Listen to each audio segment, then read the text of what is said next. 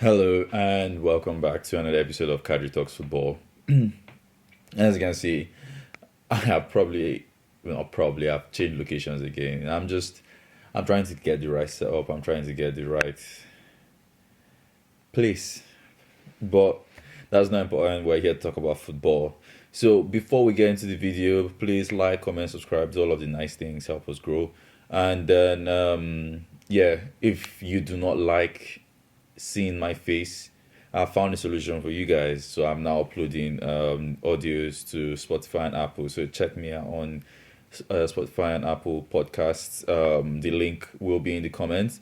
And or you can just search for Kadri Talks Football on any of those platforms. So let's get into the Premier League. So Premier League is well and truly back. Lots of interesting games. In summary, yeah, everyone's doing pretty well, if you ask me. Well, that's what I got from this weekend. But let's talk about the game. So I'm not going to be like one of those guys that don't watch a football game and then try and give you an analysis on it. No, I'm going to only talk about the games I actually watched, and I watched 7 90 minutes this weekend, and I'm going to talk about those 7 games. And maybe I've seen highlights of every other game. Maybe one or two people that stood out for me. We'll see as the video goes on if I am interested in sharing that much information with you guys. But let's get into the video anyway. I'm going to start with the biggest game of the weekend, and that was Liverpool. I'm just joking. City versus Chelsea. That was, that caught me off guard. I expected a City win, yes, but I did not expect a good Chelsea performance. The Chelsea really played well. I expected, like, in my predictions, in my top 6 7 ish prediction in the last video, I did not even give Chelsea a chance, to be in any of those positions because it's just been disappointing based off everything I've seen. But the performance against City was not bad at all. They were positionally good. We could see the pattern of plays they were trying to play. We do know Enzo Maresca is a possession-based manager, but he did well to adjust the system against City, and like they hit City on the counter and actually had good opportunities. And if their strikers could finish a meal, they probably would have gotten a result. So that has actually caught me off guard. Um, there's this discussion online about Enzo's performance, whether if it was it good, was it bad. To me, it was average. He wasn't the best, but it wasn't as bad as people say he was. Um, yeah, there's the issue of finding the right position for him. This guy came in as a deep line playmaker. He's played as a box to box. Now he's playing as a 10, and like no one knows his best position. This was like the dilemma we had with Pogba when he was at United, and it's crazy. I think for the money they paid for him, yes, you could say that's definitely not a good performance because for 100 million you should get more than what you're getting from him. I think I saw a record where he's played 30 something games. He's won 14, lost 19 in the Premier League. It yeah, nah, his record is outrageous. He's he's not he's not double player that elevates your team. And when you pay 100 million for a player, you need that player to elevate your team. That's that I think so. I was one of Pogba's biggest criticizers, critics. I'm not English, please don't judge me. But anyway, I was one of Pogba's biggest critics because of the money they paid for him. Now, Pogba wasn't necessarily a bad signing for United. If you look at how he performed for United, it wasn't bad compared to even like the guys that have been signed in recent times. When you look back at it, it wasn't a bad signing. His performances were okay. But because of the amount they spent on him, I expected more from him. I would always say before the game even starts, Pogba should have scored a goal because of the money they paid for him. And now we have 100 million signings like Enzo just stinking up the place, and people are hardly even batting an eye. So yeah, nah. He's not a player that elevates your team. He's a player that adds to the team. Like he's there to make the pass to the person that will make the pass that kills the game. But I don't know what it is. He wasn't a great performance. Jackson was terrible. Um, he's this strong, quick guy. He holds the ball really well. Like he does everything right, but just can't finish. It's like he loses a brain cell sometimes. But he's actually a good striker. He's a dilemma. I do not understand him because I can't call him a bad striker. I watch him and I'm impressed. But at the end of the game, I'm like, this guy was shit again. It makes no sense. But yeah, now I was impressed with Chelsea. I think if they keep up with that performance, they should find themselves in good positions this season. And my top six prediction will just be rubbish at the end of the day. But let's see. They did start last season very well against Liverpool. They outplayed us even, but ended up shit anyway. So let's just see how it goes for them. And for City, it was comprehensive for them. It could have been better. Maybe it's because I hold City to higher standards that they themselves have set. So now every performance I look and I'm like, I've seen them do better. But maybe that's not how it should be. But that's how I look at them now. I just hold them to such high standards. And when they play like the rest of us, it's like, wow, these guys actually are not that great. But if I was to go off based on my honest analysis, they were not that great. Or maybe Chelsea was just that good. But at the end of the day, it was a comprehensive win for them. I'll highlight certain people. So Kovacic, one of my best performers from the weekend. He played this anchorman role where he drops deep, collects the ball, drives forward, makes the pass, and oh my god, he did that beautifully well. There's another person I'm going to mention in this video who to me was the best performer this weekend. Also played the anchorman role. Uh, Doku ran away from Kukurea. Like that that was I was like, okay, Kukurea has actually come into show himself this season. He actually chased Doku away from the wing, but then to his demise, Savio took over from that wing. And what Savio did, that was a demolition. Like he destroyed Kukurea. Whilst Doku, who ran away from him, went to the other wing and destroyed Gusto. Like though they have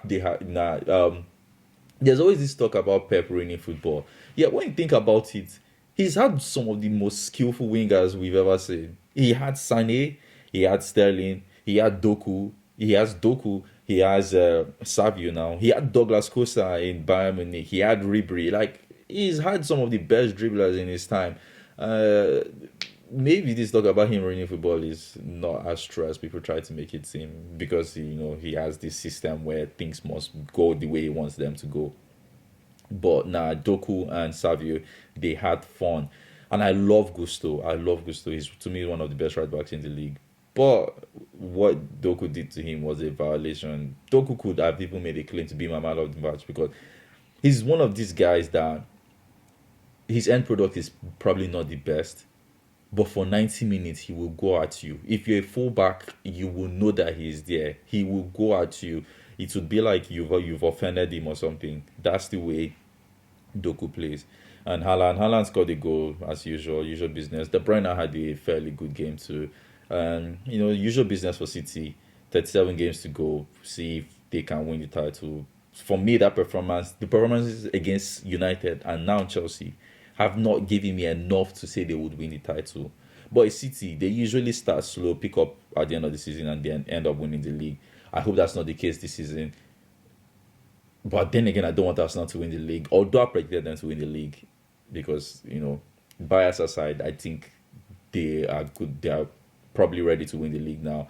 But when I include my bias, I'd rather City just makes all of us look like farmers and we all suffer because that's what they wanted when Liverpool tried to win the league. But anyway, that was the game. City won 2-0. And yeah, good. Next game I'm talking about is Liverpool versus Ipswich. That was a game of two halves. Ipswich played really well in the first half. Like I know I know I expected them to go down, but that performance was like, wait, no, these guys actually might stay. But I don't know. It was maybe the fans were up for it. First game back in the Premier League after over 20, 30 years. So, maybe that was the performance to show like, oh, we've missed the Premier League. And then when everything settles down, everyone will be like, okay, no, you're in the Premier League, relax.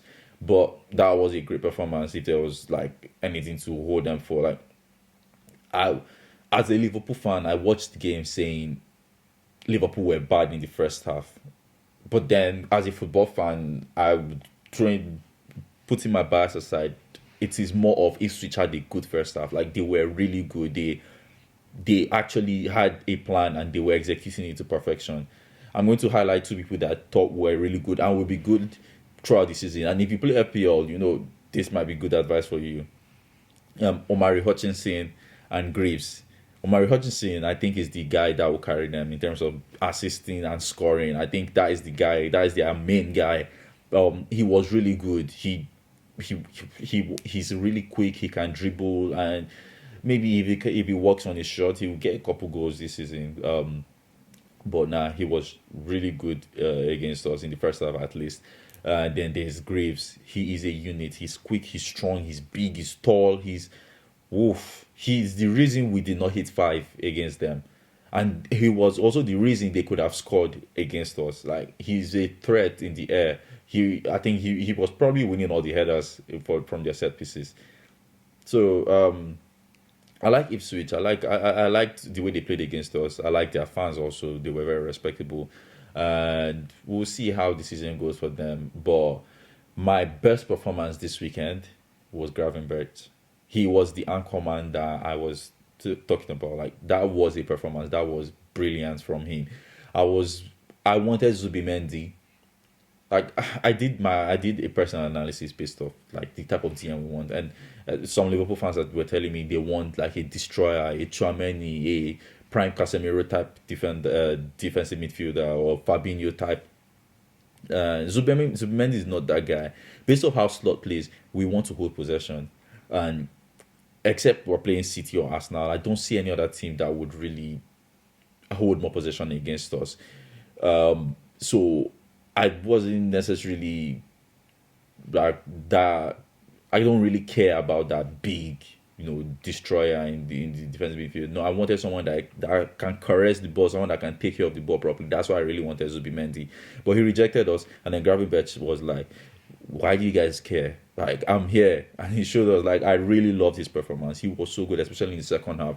He dropped deep, received the ball, made those runs, exactly like how I talked about Kovacic, but even better for me because he was also making like those final passes, like line breaking passes, which if we see more of this season, is going to be immense. If Elliot doesn't start, Gravenberch might make a claim for young player of the season, but that's the discussion for another day.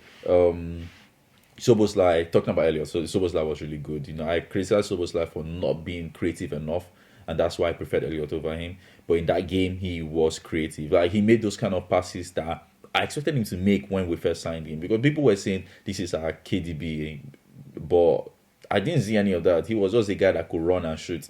But this game, he made line breaking passes. He played as a 10, and defensively, he was really good. He makes us secure, that's why coaches like him.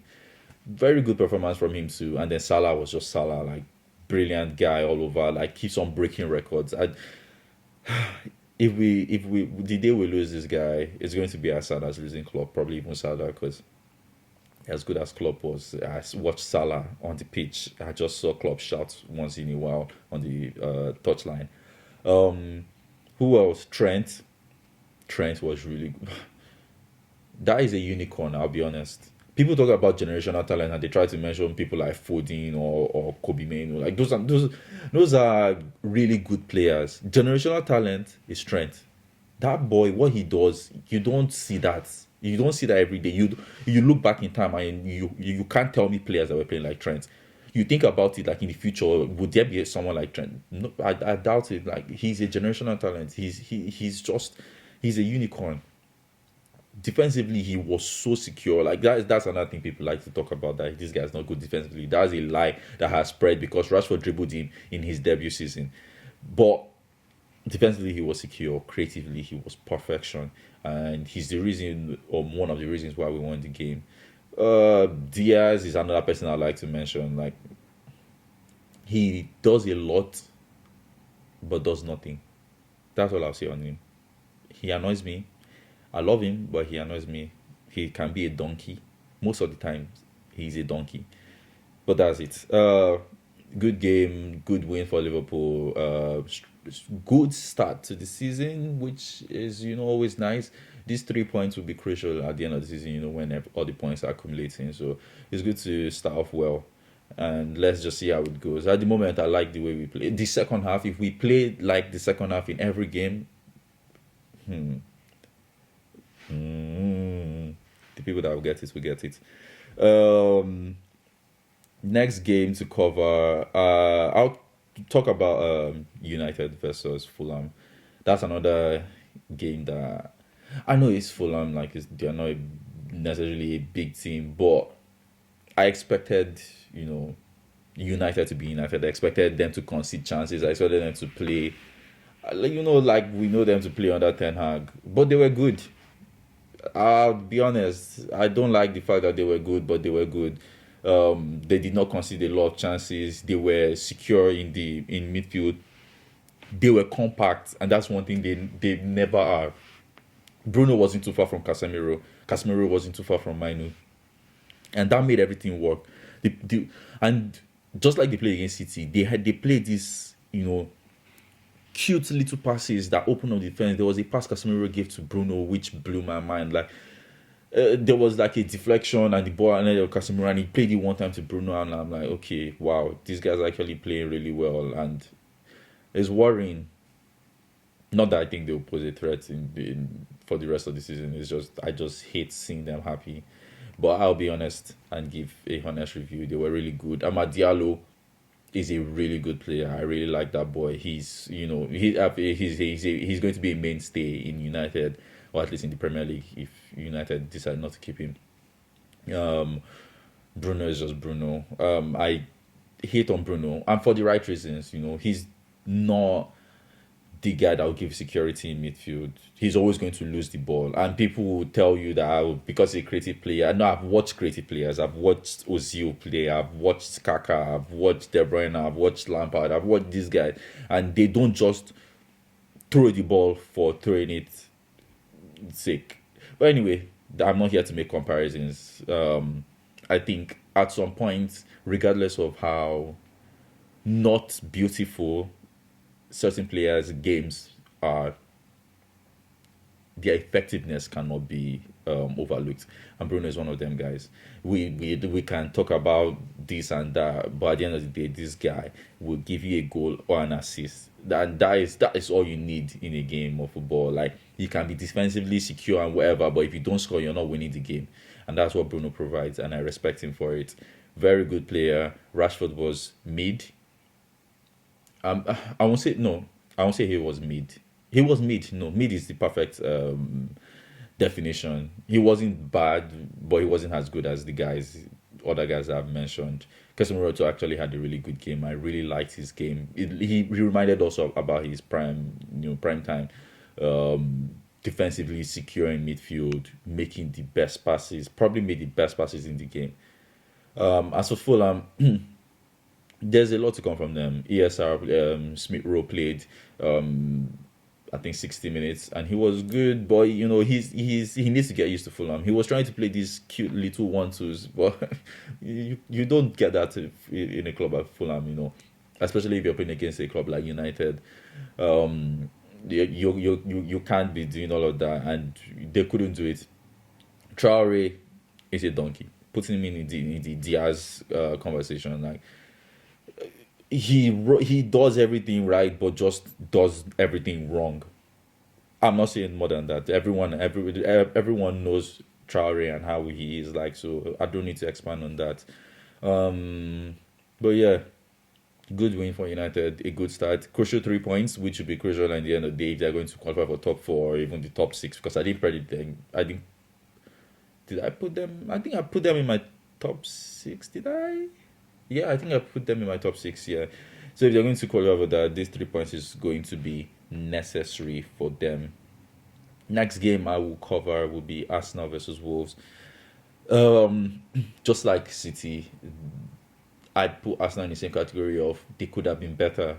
Maybe it's the standards they've set in the last 2 years that is making me talk like this, or that is definitely why I'm talking like this. But they won at the end of the day, a comprehensive win. they did concede chances. They could have actually considered. They could have actually not even won the game. But at the end of the day, when you have certain players who can win games for you, you don't have to worry about your performance. Saka claiming clutch. That, like, my predicted PFA Player of the Year. He is so good. He is like Salah is the reason why we don't speak about Saka as if he's the best in the league. Like that boy is just, and he's still very young, 23, 24, I think, and there's so much more to come from him. So very good performance. Havertz is someone that has turned his life around. Like respect. I'm probably one of them guys that hated on him or stated him in the past, and I'm going to give him the respect he deserves. Maybe when he starts flopping, I'll go back to my original self. I don't mind slating him. I enjoy slating rival players, but he was really good. He has been really good. He's now a constant goal threat, and I feel like he's going to be really. He's one of the players that would elevate them into winning the league. But let's see how that goes. But good performance at the end of the day from them. Wolves, I don't really have any good thing to say about Wolves. It was a fairly good performance from them. But against Arsenal, it was probably the challenge was probably too much for them. Yeah, all round they were okay. I can't highlight any single player that caught my attention, to be honest. So I'm not going to speak in depth on that. Um, yeah, I think that is it for Arsenal's game. It wasn't the most exciting game, to be honest. It was probably one of the most boring games I saw during the weekend. But that's what Arsenal want. They're not trying to entertain us rival fans, at least. They're just trying to get the wins, and they got the win. That is the most important thing. Uh, what game should I cover next? Leicester versus Tottenham. So my best. I'm going to sound biased, but my best performance or the team that impressed me the most this weekend, overall over full 90 minutes, I'll say was Liverpool. But you guys will think I'm saying this because I'm a Liverpool fan, but no, that second half performance was so good. The best performance, no, second best performance I saw this weekend. That second half performance, but overall in 90 minutes, if you consider the first half, the second half, and how the game started and ended, I'll say Liverpool was the best team for me this weekend. But in terms of the team that had the best uh, time frame performance between first minute and 60th minute, Tottenham had the best performance. I was scared. I was like, wait, no, no, no, no. What's happening? These guys actually I mean business. Like Madison was on fire. Solanke is a threat, and I think that guy. I think he's going to score 20 goals this season. I'm putting it out there now. I think Solanke is going to score 20 goals this season. They were so good. I, maybe Leicester were just that bad. It could be that could be the case, but nah, they were so good. They did not let Leicester touch the ball. They didn't let them do anything. And then at the 60th minute, everything changed. Leicester just took over the game, and then they scored, and then Tottenham didn't know what to do anymore. Like, and that is the problem with this team, and I feel like with time, maybe another year, they will get that mentality because they lost it immediately. Leicester scored, and that's what you get from a team that doesn't have confidence in themselves, and that I think. That's what Tottenham are currently suffering for because style of play, performance wise, they were good. In fact, best performance I saw this weekend. They were actually so good. But yeah, I've mentioned the players that impressed me from Tottenham. Not too many people impressed me, but they played as a unit. Madison and Solanke stood out for me. And then in terms of Leicester, Fatau, back to FPL, advice. Fatau is someone you probably should have in your team. The boy is so good, left-footed, right winger. He will dribble you. He's strong. He will dribble you. That's basically all I can say. Like he's them guys where you could do mathematics in your head to try and stop him, and he will just dribble you. And then Jamie Vardy, oof, that is the life of the party. I'm glad he's back to the Premier League, man. When he was leaving, he reminded Tottenham fans that he has one Premier League and they have zero. That is a guy. But then again, there's one thing I want to talk about with that Vardy situation. People are hailing him, they're saying, "Oh, that this is what the Premier League is about." But these same people saying these things will tell you that the reason that they would justify Vinny getting racial abuse as he's always, doing stuff like that. If Vinny was the one doing this, people would tell you, yeah, he deserved to get racist abuse, and this is the world we live in.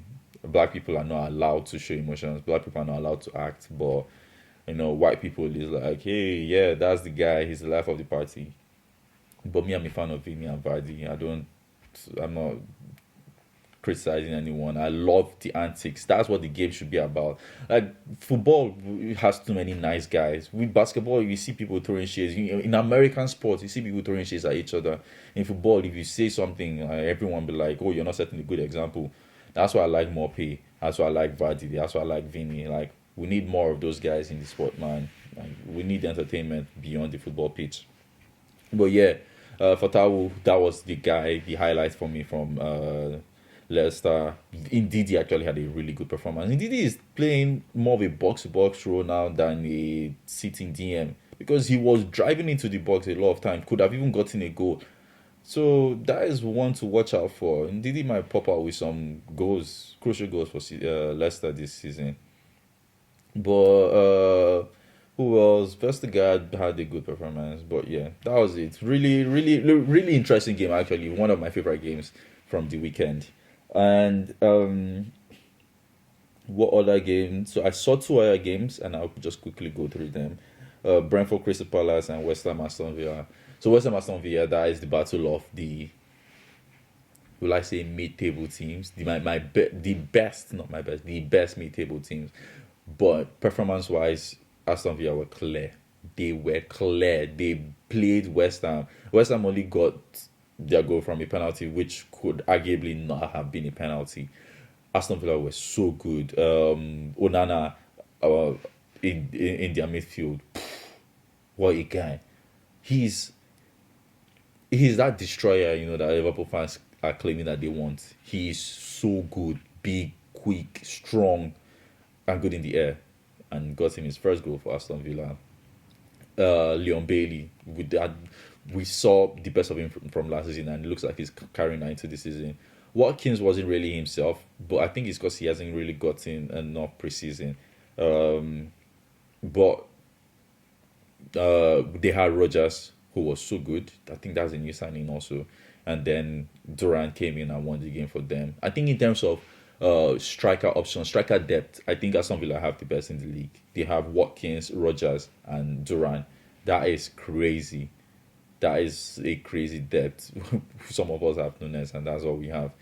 But yeah, Aston Villa, like I said, they're finishing in top four. They haven't done anything to make me doubt that prediction.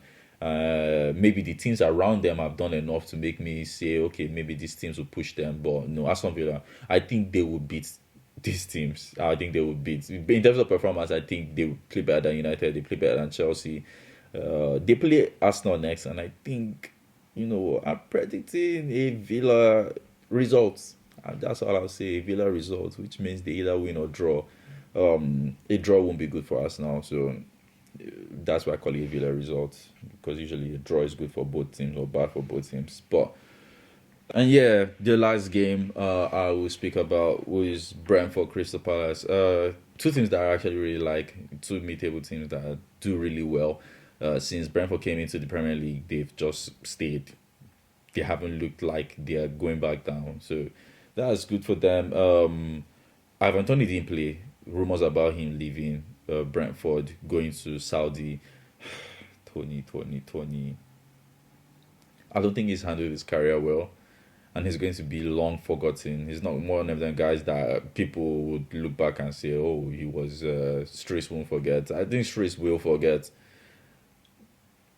Like, he came into the Premier League with Brentford, and just there rumors about him wanting to leave. There were videos of him saying, "Oh, I'm leaving Brentford. I'm leaving a small club."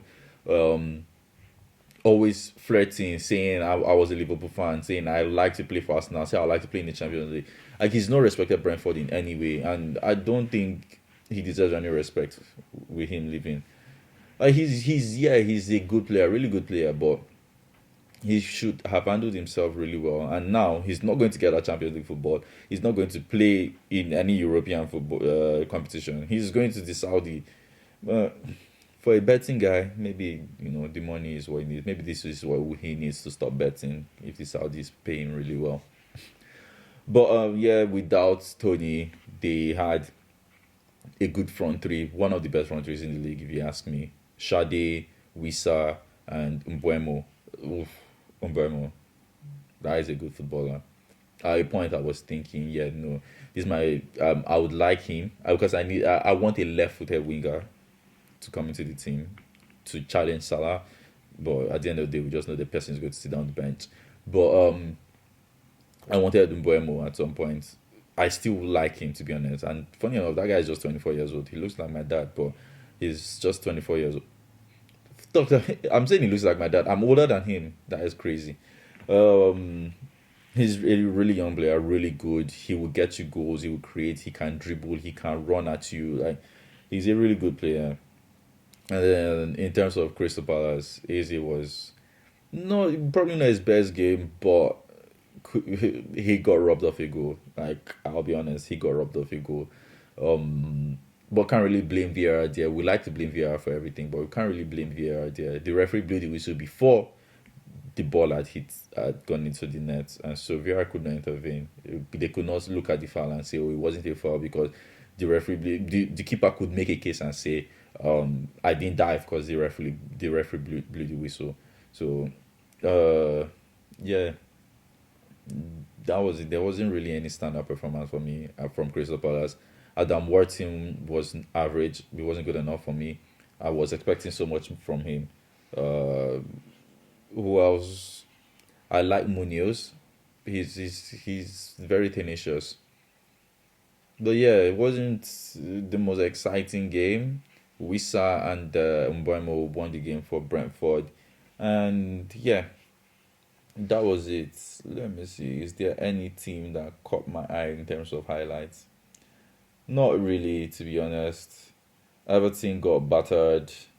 Forest Bournemouth, it looked, I don't know, based off the highlights, it did not really look exciting to me. Castle's Southampton, yeah, the Fabian Shaw red card. I don't think, you know what? No, I've seen people get red card for that. So, and Bertin Diaz made a big deal out of it. He made the referee make a decision. So, fair play to him. By the end of the day, Newcastle still got the win anyway. And so yeah, that is the start of the season. It's looking exciting. It looks like so many teams will play really well. I can't point out a bad performance. Leicester's first half was bad. Uh, Maybe Everton. I didn't watch the game, so I can't really say if they played well. Maybe the result might be flattering Brighton. Who knows? But all round, great weekend. We look forward to the next weekend of football, and hopefully, it is even more exciting for us. So yeah, there we have it, guys. That is my Premier League roundup for the first game week of the Premier League. Tell me what you think. Tell me if I said anything wrong, if you do not agree with anything I said, or if you actually agree, or if there are any points you wish I made, if there are any points you want me to make in the coming videos, or anything you want me to talk about, any challenge you want me to do. As time goes on, I'd like the viewers to be more involved in the production of these videos, in terms of I don't just want to cover games. I want to do other exciting things and make this more exciting to watch. But yeah, until then, I will see you guys in the next video. Told you guys I'll be consistent. Second video out. Ha! They thought I was joking. Like, comment, subscribe. It's all the nice things. Share the videos so that we can get even bigger. Check me out on Spotify and Apple Music if you do not like my face. And I will see you guys.